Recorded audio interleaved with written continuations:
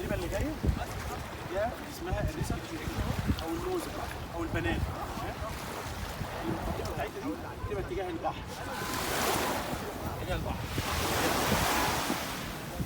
ده اهو فكرته في الاختبار برضو اهو محطوط كده.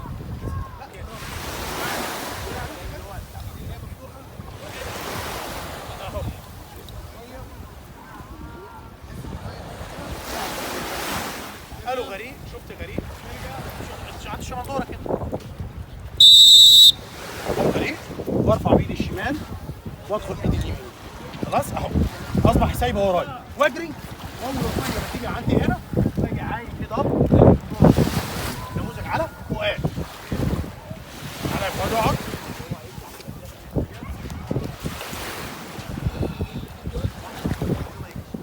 قول غريب يلا. ستوب. ارجع تاني مع حضراتكم. بعيد تاني اهو متسجله فيديو. بقول تاني لحضراتكم برفع بايدي الشمال الشريطه وادخل بايدي اليمين. لو سمحت ركز. برفع بايدي الشمال ادخل ارفع بايدي الشمال. اتفضل يا فندم. قول غريب يلا. ستوب. ارجع تاني. بصوا حضراتكم انا بوصل رساله للعالم كله ان احنا بنتعب لان المتعلم بصوا حضراتكم خايف هو يشد عايز يجري وراه.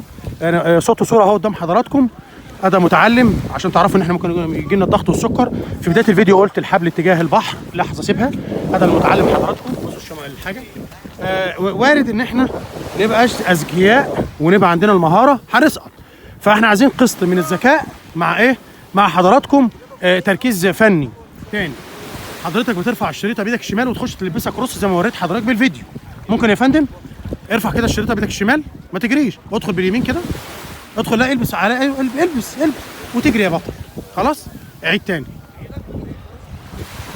اتفضل يا فؤاد. اجري بقى اجري يا بطل. اجري لحد ما تيجي عند السطح.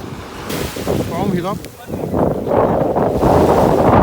يبقى قدام حضراتكم اهي بنسجلها ان انا ببقى قاعد. بيبقى الريسك تيوب على يميني الشريطه فوق واطلع بايدي الشمال وادخل باليمين اروح الف. دي تدريبات عاديه. لف من ورا. طب تلف حضراتكم معلمين كتير قوي. مش بقول ذكاء انا عايز نبقى مركز. اشوف ماسك الريسك تيوب ما امسكهاش. انا اتخيل ان انا عملتها حول الغريق يعني على الشمندوره واشد واطلع. امال لما يبقى في غريق هيعمل ايه؟ فهو دي رساله عشان مثلا تتفرج فيديوهات وتسافر تكون منقذ وتشتغل في الانقاذ.